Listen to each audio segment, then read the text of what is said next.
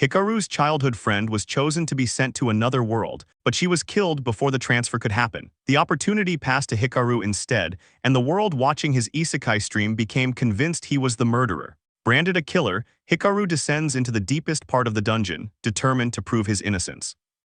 In June at a high school, a student suddenly shouts for everyone to look at the TV because there is a human-shaped outline on the screen. Another student sees the same thing on his phone. Thinking it's a prank, the teacher tries to turn the TV off, but it won't shut down even after unplugging it. Then the figure speaks, calling itself God. God announces that humanity has matured enough for a long-prepared plan. 1,000 people around the world of any age will be chosen at random and sent to a parallel world created to reflect human actions. The protagonist, Kuro's Hikaru, quickly calculates the odds, about 1 in 7 million for each person. God explains that the chosen can live freely in the new world, but death is always possible.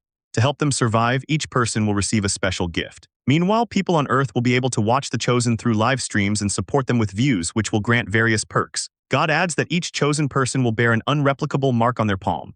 Everyone looks, but none have it, and Hikaru doesn't either. But his childhood friend Nanami hides her hand, trembling as a glowing mark appears, meaning she has been chosen. Hikaru hides his shock to avoid drawing attention. Later at Nanami's home, she cries under a blanket, terrified of her fate. Online, Hikaru learns that 43 people from Japan were selected, with the transfer scheduled for 9 a.m. on Japanese New Year's Day, half a year away.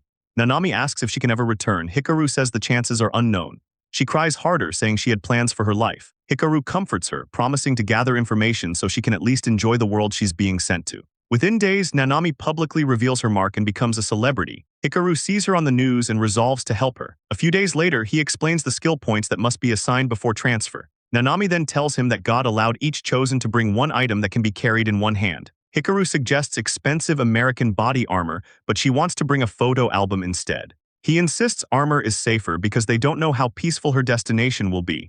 She argues that armor will make her stand out. He tells her she can hide it under a cloak. Reluctantly, she agrees and abandons the album. That night, as Hikaru leaves, they share an awkward goodbye. She grabs his hand with teary eyes and says she'll do her best. He responds, bluntly telling her to get some sleep since they still have school tomorrow, much to her annoyance. On the transfer day, Hikaru arrives late to Nanami's house due to the rain and finds the door oddly unlocked. Inside, the home is silent despite the dining room light being on.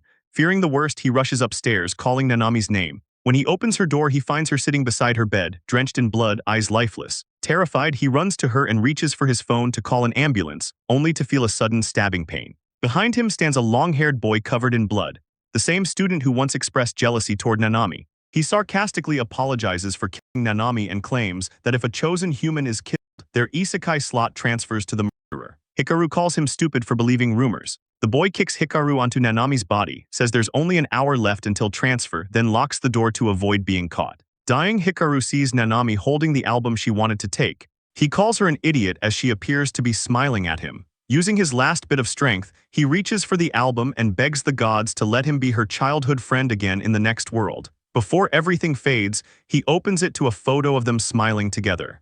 Everything goes dark, but Hikaru's consciousness remains. He awakens in a white void and sees a computer. After crying over the memory of the murder, he checks the screen and is shocked. He has been chosen to travel to another world and must allocate bonus points. He wonders if this means he's dead or merely unconscious, and if Nanami might still be alive. Since God disproved the kill and steal the slot rumor, he concludes his selection must be random, not transferred from her. Even so, he chooses to believe she's alive. A sudden notification warns he has only 3 minutes to assign his points. With 73 points, he chooses abilities impossible to gain through effort: aging resistance, disease resistance, night vision, and affection of the spirits. As a first-time bonus, he receives poison resistance. He plans to exchange whatever points remain for clothes and money. He then sees 3 transfer options: a safe town, 30 points, a relatively safe village, 27 points, or a free random transfer. He doesn't have enough points for the safe choices, and time runs out before he can adjust anything. His choices are confirmed. A blinding light engulfs him, and he is transferred, landing at the top of a tree in a dense forest. A voice welcomes him and states his number, 1000. On Earth, all 1000 streams begin broadcasting. Viewers see Hikaru and immediately worry he might die since he clearly ended up with the random transfer. Soon, the first chosen dies, then another. People speculate that around 5 deaths might occur per day. A man walking through a busy crowd notices news regarding the murder of a family in a residential area of Tsurumi City, and the victim is believed to be Salma Nanami. In the other world, night falls. Hikaru runs in terror as a burning great ape chases him. Just before it grabs him, he wakes from the nightmare. Many days have passed since he escaped the forest, but the trauma remains. When he opens his status, he sees 46 million active viewers watching him again and desperately wants them to stop. He then uses an ability called Darkness Fog, which surrounds him in a dark mist while he recalls the first day of his transfer. After coming down from the tree, Hikaru analyzes his surroundings and is amazed by the size of the trees in the forest. Putting that aside, he realizes that he doesn't even know where he is, so he plans to confirm his location. Although he hasn't tried it before, he knows how to open the status window by commanding it, and as he does, a status window appears before him, surprising him as it really feels like he is in a game. Back on Earth, while gathering information about Nanami, Hikaru learned that various details can be obtained from the status window through trading points and crystals, which can also be used to acquire skills and items. He then trades 1 point for an item called the Barrier Stone that will deploy an invisible barrier when broken. Although it's a very useful item, he decides to use his points carefully in the future. He also learns that points and crystals can be obtained at any time. Now it's time to learn about his current location, which he couldn't determine even after climbing the tree since all he could see was the forest, so he has no choice but to use the system. He hopes that there is a city or village nearby, as he is still worried about Nanami and plans to head to the nearest human settlement to quickly gather information. Upon using 1 point to learn his location, it is revealed that he is currently in the Ringpul continent, which is the land of demons in the east, and there are no humans on this continent. On top of that, the danger level is 4 out of 6 stars. More importantly, there is a human settlement named East Fortress that is around 373 kilometers away. This distance shocks him, and he realizes why it's called a random transfer. It's way too far no matter how he sees it. Furthermore, the danger level being 4 out of 6 is definitely not good. So he uses the system to figure out if there's any way to escape this forest. Just then, a system window pops up, asking if he would like to use 1 crystal and listen to tips for living. Since it would provide him with information on survival, Hikaru realizes that how he manages points and crystals will determine whether he lives or dies. But still, he is unsure what to do, as crystals are precious, and he doesn't know if the tips for living will be helpful enough to justify spending 1 crystal. Though he is still reluctant, he has no other choice, so he accepts it and uses a crystal. The system then instructs him to dwell in the darkness. As he waits for more information, the system stops responding, making him question if that's seriously all. Hikaru then wonders if dwelling in the darkness means the system is instructing him to move during the night, as he does have the night vision skill. Just then he notices an ability called Dark Spirit Arts, which costs 10 points. Realizing this is what the system meant, he inspects the ability and learns that, although it doesn't have any direct offensive techniques, it does offer many supporting techniques. It pains him to use 10 points on this, as he would rather spend it on water or fire spirit arts abilities. However, he decides not to overthink it, as there's no time to hesitate. In order to survive, he must acquire this ability. Moreover, he possesses the affection of the spirit skill, so it's either sink or swim. After acquiring the ability by trading 10 points, he learns that it's a Tier 1 ability, which includes a skill named Dark Mist that currently has a proficiency of D. Although the skill sounds similar to dwelling in the darkness, he wonders if it will really be that useful. Later that night, Hikaru finds himself surrounded by a pack of wolves. Realizing he can't keep running away, he decides to use the skill. As the wolves get closer, he quickly starts to run and activates his skill Dark Mist, which instantly covers him in darkness. Seeing the dark mist around his body, he wonders if this is what the system meant by dwell in darkness, as the wolves don't seem to see him or sense his presence. After running for a while and escaping the wolves, Hikaru is certain that they won't be able to follow him for some time. Even after sprinting while using the skill, he doesn't feel tired, which is possibly due to the affection of spirit skill that he acquired before transferring. He then notices that his skill Dark Mist has evolved into Darkness Fog, becoming a Tier 3 ability. This makes him wonder if continuously using a skill increases its level. Since it's too dark to see clearly, he activates his night vision skill, which allows him to see in absolute darkness. He is amazed, as everything is now as visible as if it were daytime. With both Darkness Fog and night vision, he believes that he might actually be able to escape the forest, so there is still hope. Back in the present, Hikaru is still in the inn and is covered in the fog of darkness. At that time in the forest, he had thought that if he could just find a way out, he would survive somehow. However, things are much different now. He then uses a skill called Shadow Bag, which opens something like an inventory and pulls out 2 ball-shaped stones while saying that they are the last ones left. As he takes them out, he realizes that he needs to earn money fast, as most of what he could sell was used to pay for equipment and lodging when he first arrived in this town. Later, Hikaru goes to a shop and sells the stones for 4 coins. He asks if he could get more for them, as he worked hard to obtain them, but the shop owner explains that the value of spirit stones from creatures is usually determined by their size and color. Although the stones aren't bad in size, their color is very plain, which is why he can only offer this much. The shop owner then suggests Hikaru try selling them elsewhere if he's not satisfied. Hikaru declines, saying it's fine and that the amount is enough. As he is leaving, the shop owner stops him and asks if he has any other way to earn money, as there must be a good reason why he is selling these stones here. Cautious, Hikaru asks if it's a problem, and if it is, he will sell elsewhere from now on. The shop owner then reassures him, saying that he's not trying to pry, but he gets a lot of customers like Hikaru. After a brief pause, he advises Hikaru to head to the Grand Melcha Labyrinth and mentions that this city is known as the City of Labyrinths because of the abundant resources obtained from the Grand Melcha Labyrinth, located in the city's center. So if he is interested in earning money, he should consider going there. Hikaru then asks what kind of resources he should look for specifically. The shop owner suggests collecting stones that can be obtained from defeating monsters. This is troubling, as Hikaru had planned to avoid fighting monsters, but now he has no other choice. The shop owner then informs him that if he finds it too difficult to go alone, he can sign up for a guild. Hikaru declines, saying there's no need for that since he intended to go alone from the beginning. After leaving the store, he is quite troubled. Although he would prefer not to fight monsters, he doesn't have any other way to earn money. He wonders what kind of creatures await him in the Grand Melcha Labyrinth, as ever since he arrived in this world, he has encountered some truly dangerous monsters, starting from the burning ape to the great spirit of darkness.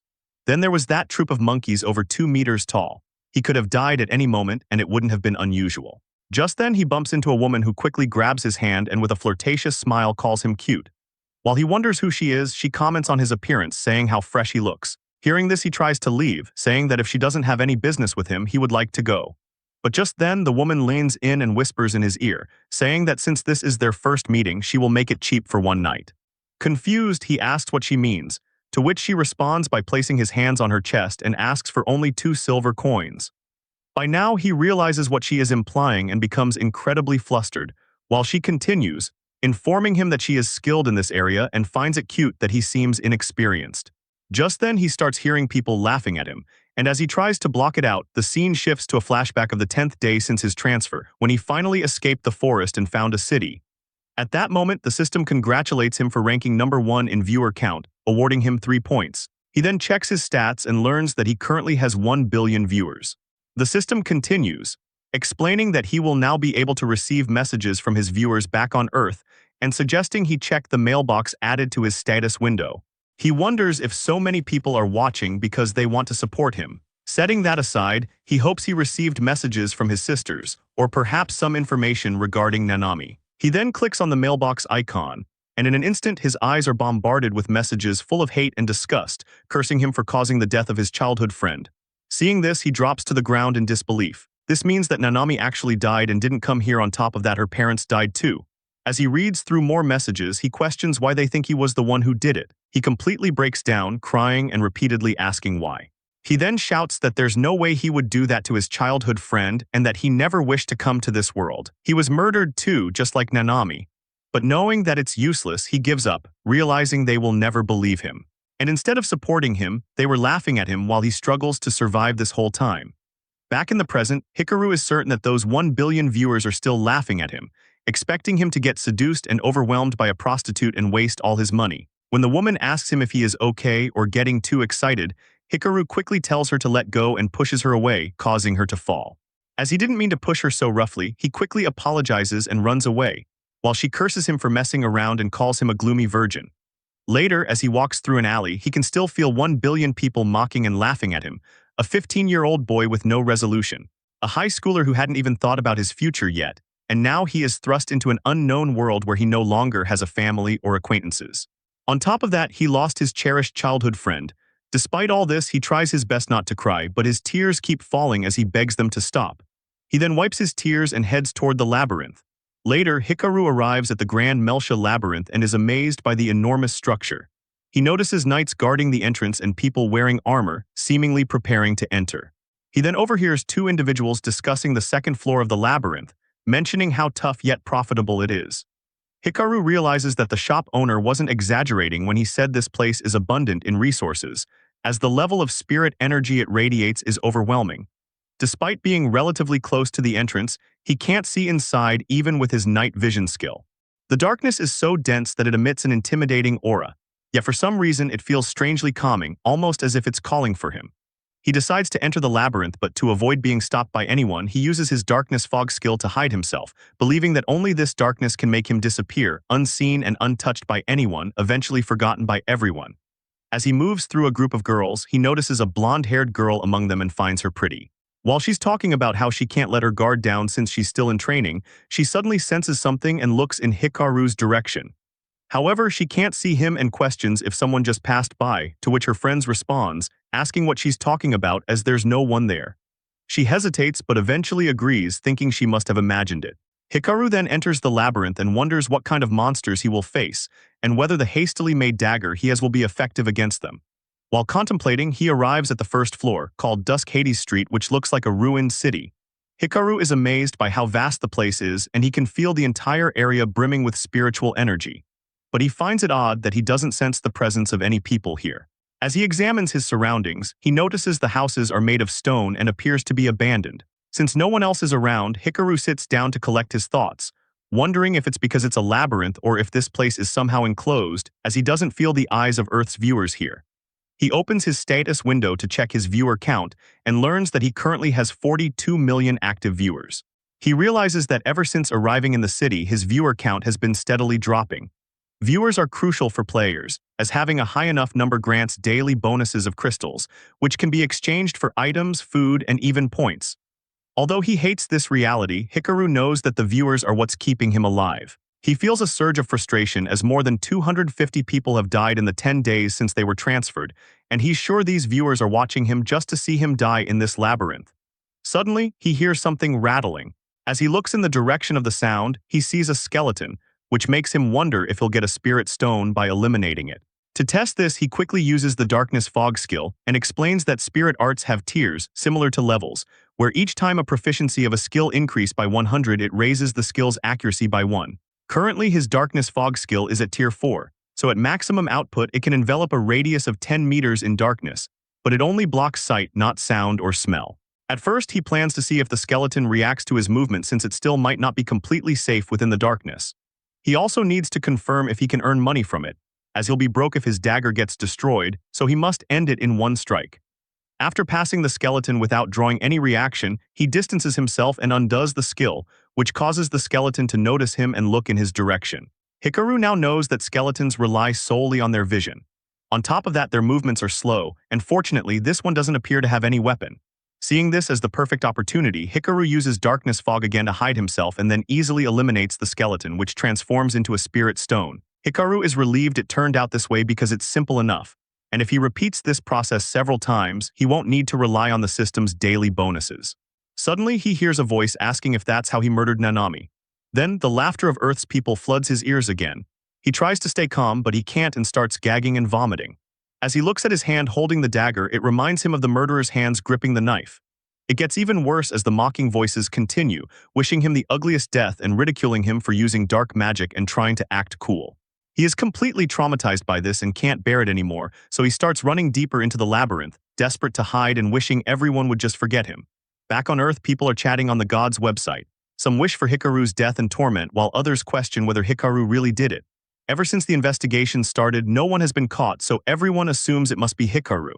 They even mocked him for how depressed he looked when he saw the messages. However, amid all this chatter, one post claims that their brother didn't murder Nanami. People begin to wonder who this chatter might be and if she's really Hikaru's sister since she addressed him as her brother.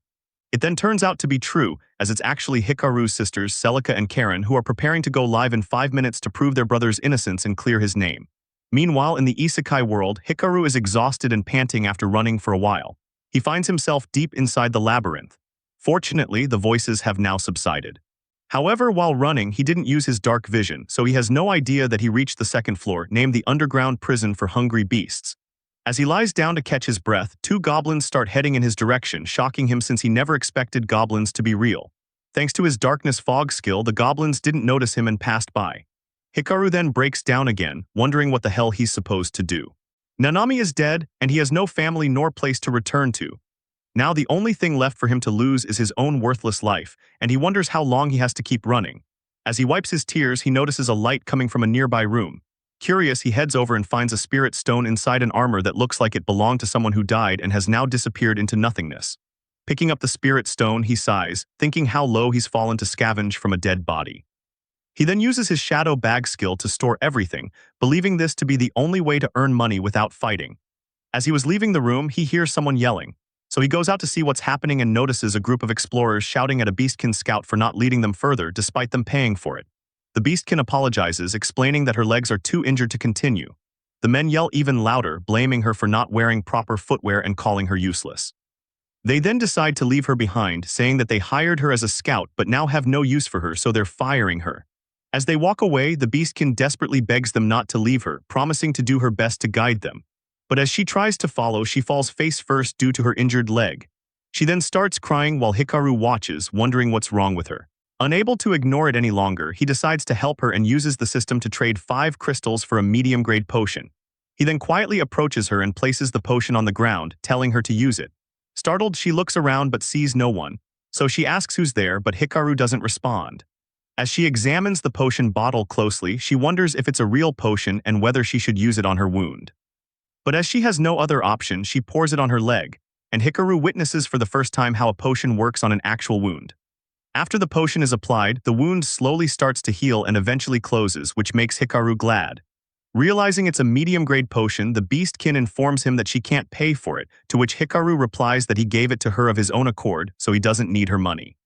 Surprised, she asks what she should do in return, but Hikaru hadn't thought about it, as he gave it to her simply because he couldn't bear to see her in that condition. So he decides to leave the labyrinth with her for now and then gently holds her hand, causing the dark fog to also surround her. This shocks her, as she doesn't have the night vision skill, leaving her only able to see complete darkness. As they arrive on the first floor, Hikaru asks why she is barefoot, to which she explains that scouts are useless if their footsteps aren't muffled. However, it was so dark on the second floor that she accidentally stepped on something and got injured. Hikaru then asks her if he can get some information as a form of payment. She replies that she doesn't mind, but before that she asks if he's a spirit user, as she has never seen an ability like his before. Hikaru inquires if dark spirit abilities are rare, to which she informs him that there aren't any dark spirit users in this town, but she did saw a few light spirit users now and then. Hikaru considers this a good thing since it means many people don't know about this ability. The beastkin continues, explaining that a dungeon or labyrinth is a warp in space that forms at the center of a location when more than 3 great spirits are gathered and positioned in a specific manner. Hikaru then asks if these great spirits are present in this labyrinth as well, to which she informs him that this labyrinth has the fire, water, wind, and earth great spirits, and her goal is to save up enough money and form a contract with one of them. This surprises Hikaru, as he didn't know one could form a contract using money. He then asks her what happens if someone dies here, and she informs him that if a living being dies here, they become a spirit stone, and the same goes for monsters created with spiritual power. Moreover, the deeper they go, the stronger the monsters become, which is because of the labyrinth's spiritual power that tends to become a vortex and flows underground. However, if he is an explorer, he should have known this, so she inquires who he really is, to which Hikaru replies that it's a secret. Her gaze in his direction shocks him, as even though she shouldn't be able to see in the darkness, he can sense that she can. Since he seems unfamiliar with many things, she decides to give him some important information and tells him that if someone finds a treasure in this labyrinth, they should never steal it, no matter what. Confused, Hikaru asks if there are treasure chests in this labyrinth, and she confirms, explaining that these treasures are something awarded to the specific explorer, so no one else should take them. Hikaru then asks who awards the treasure, and she informs him that it's the divine beast Lilimuf. However, there aren't many people who have seen the divine beast, so it has become a famous legend among explorers. Hikaru remarks that he didn't see anything that resembles a treasure, to which she explains that the treasures are spherical in shape within the labyrinth and revert to their true form once taken out. Now that he knows how to identify them, Hikaru thinks there shouldn't be a problem looking for one. As they arrive at the entrance of the labyrinth, Hikaru says his goodbyes and tells her not to get injured again. After a brief pause, the beastkin calls out to him to wait. Hearing this, he stops and asks her what it is and if she still has something to say.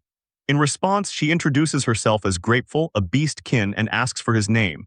However, given his current situation, he decides not to give his name and tells her it's not necessary since they won't be meeting again anyway.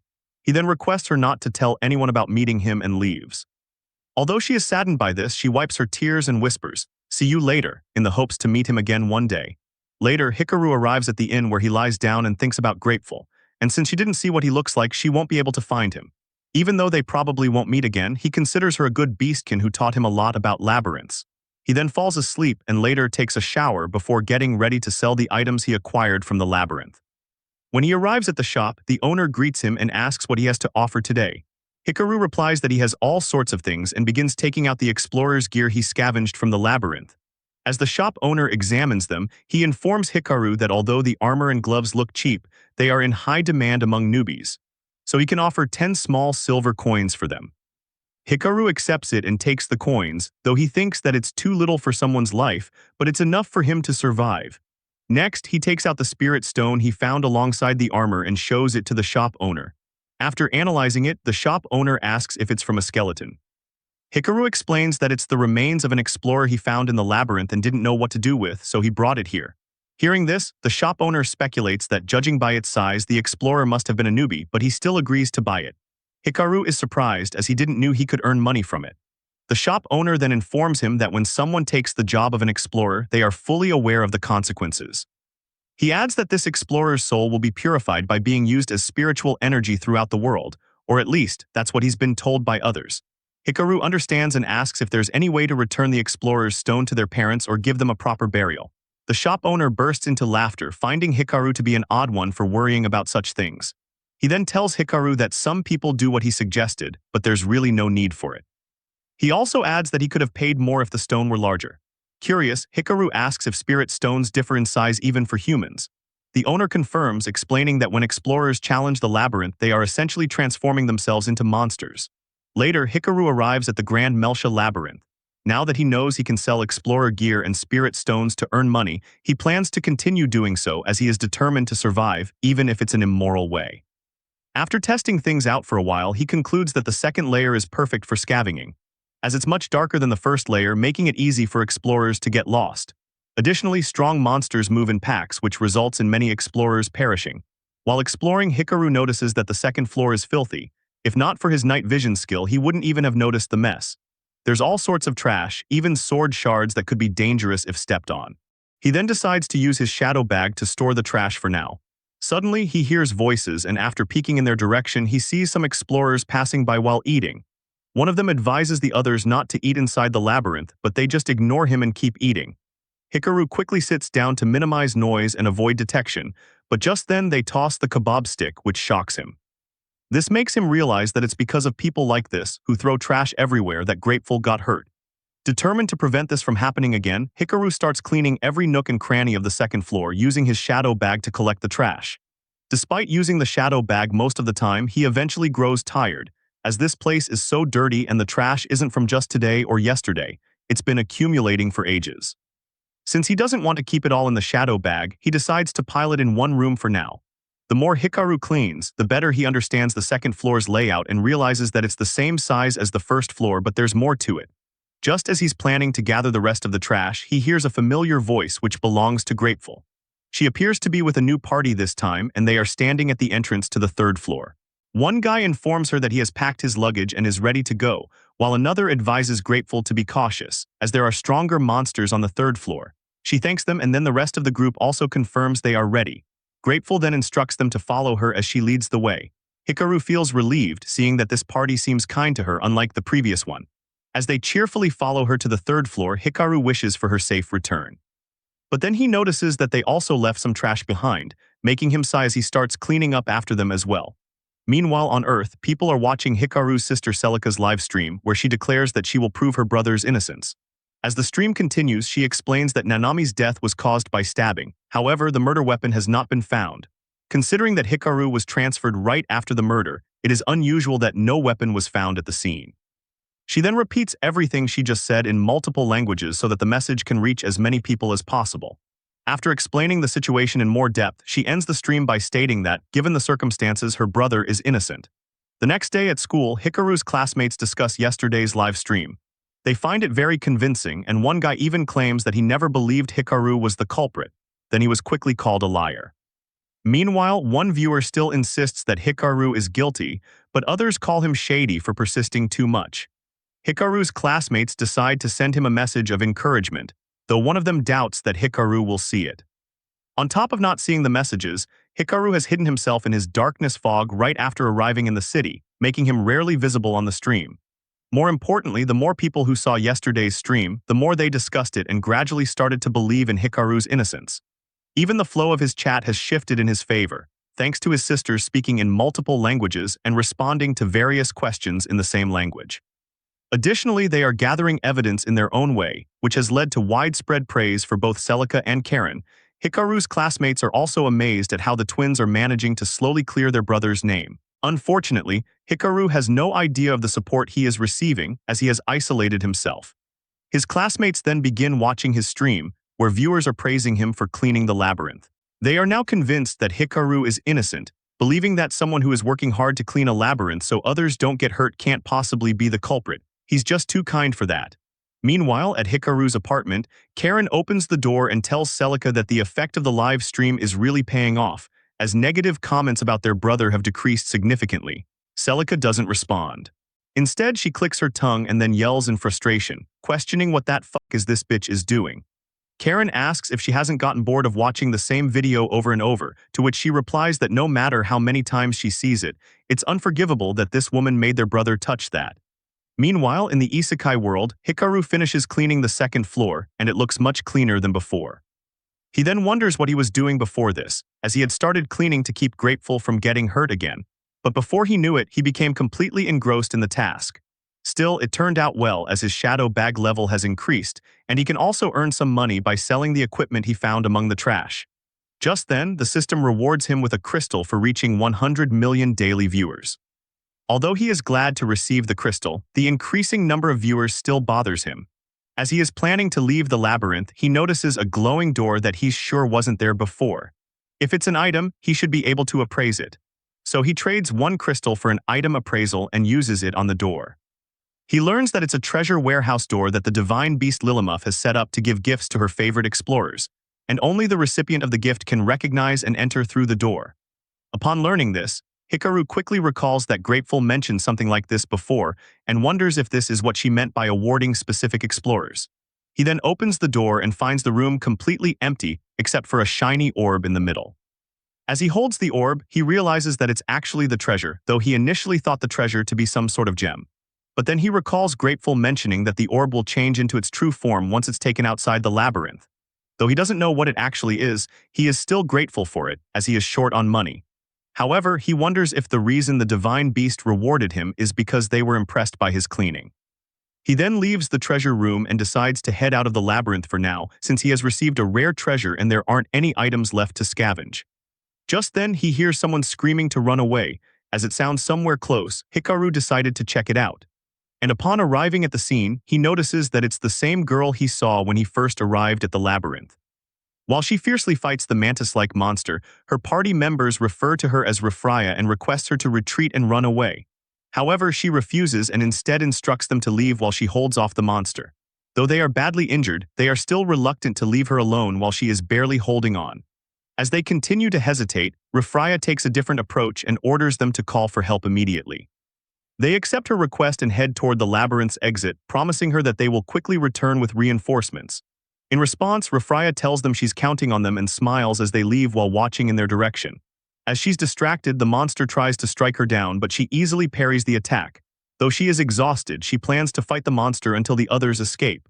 She then rushes at the monster and attacks, but it blocks her strikes with ease. However, she doesn't stop there and keeps attacking vigorously, forcing the monster to focus solely on defense. Just then, it pushes her sword away and begins striking back just as fiercely, which she struggles to block.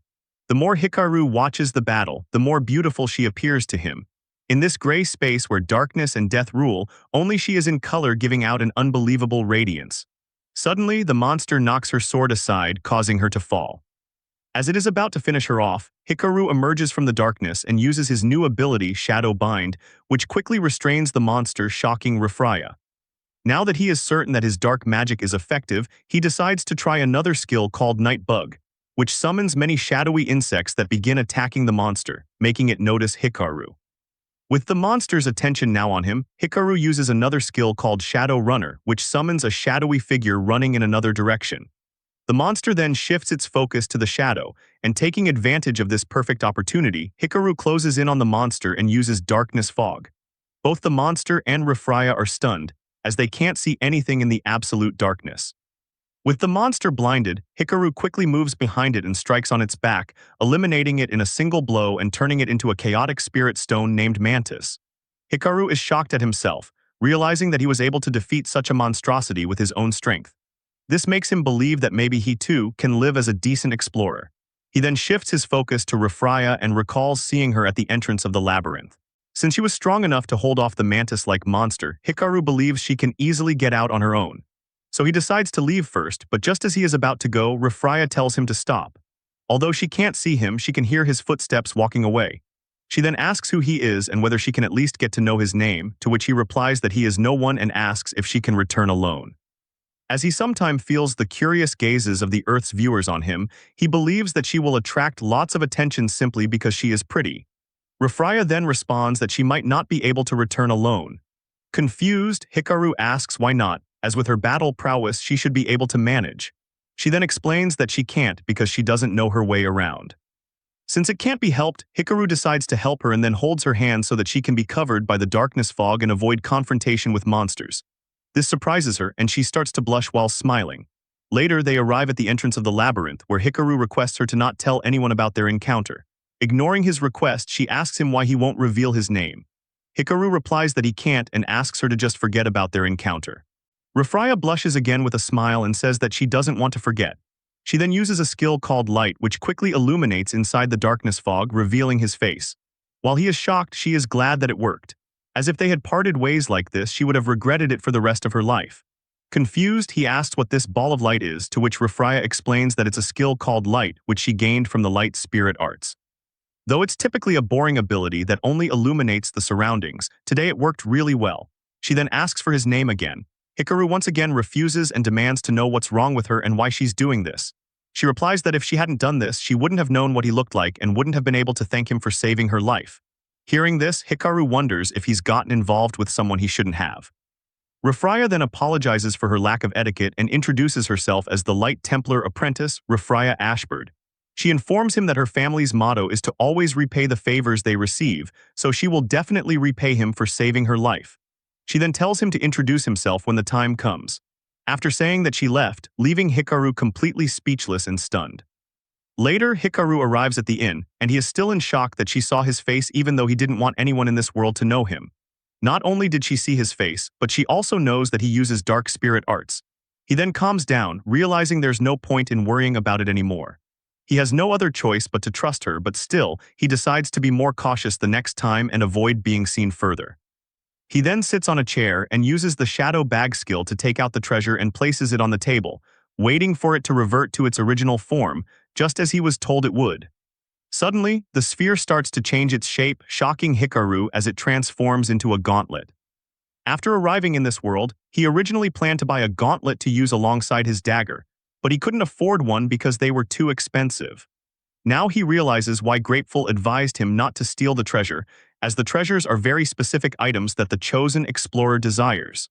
This is evident since the divine beast has given him something he genuinely needed. So he understands why the divine beast would be angry about people stealing treasures that are intended for a specific individual. Before trying it on, Hikaru decides to appraise it by trading one crystal for an item appraisal, revealing that it is a Dark Knight gauntlet, a present from a divine beast. The jet black gauntlet is made from a special metal and leather that doesn't reflect light, and even when the metal plates touch each other, they don't make a sound, making it perfect for stealth. On top of being non-reflective and stealthy, it fits perfectly in his hand, which makes him really happy.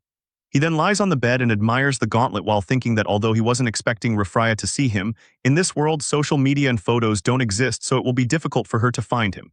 But still, it wasn't that bad, as she definitely would have died if he hadn't saved her, and he also managed to defeat a monster that dropped a very large spirit stone. He then quickly sits up and opens his status window to check his viewer count and notices that he currently has 83 million active viewers. Earlier, he was worried that his viewership might increase after the incident with Refraya, but he doesn't mind it as much. Judging by the slight decrease in his viewership, he speculates that people's attention may have shifted to the more impressive transferees. In this unknown world, fighting demons and facing constant threats is inevitable for survival. No matter what happens, Hikaru is determined to survive, and in order to do so, he has to become more stronger.